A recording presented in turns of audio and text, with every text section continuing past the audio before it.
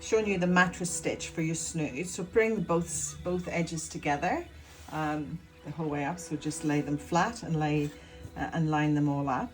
Then take a piece of yarn long enough for the actual seam and a darning needle. And what we're going to do is just look for the very edge. So look for that little loop at the very edge and keep everything at the edge. So bring that yarn through and then find the loop on the other side. You're looking for a little fence effectively on the other side. So just keep that nice and loose and then go to the next stitch as close to the edge as possible and pick up that little loop. It's like a little fence. Again on the other side, pick up that little fence.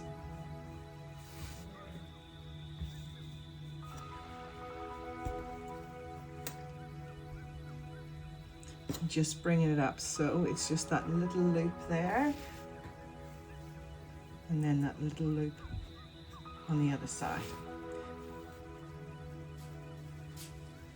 And just continue that for another, say, 10 centimeters. Just keep going.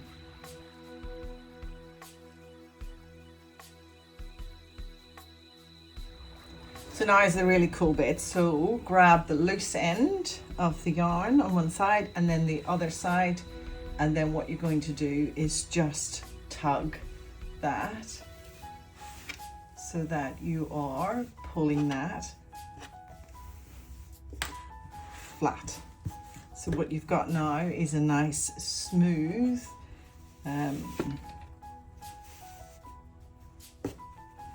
seam. And just continue that for the rest of the snood.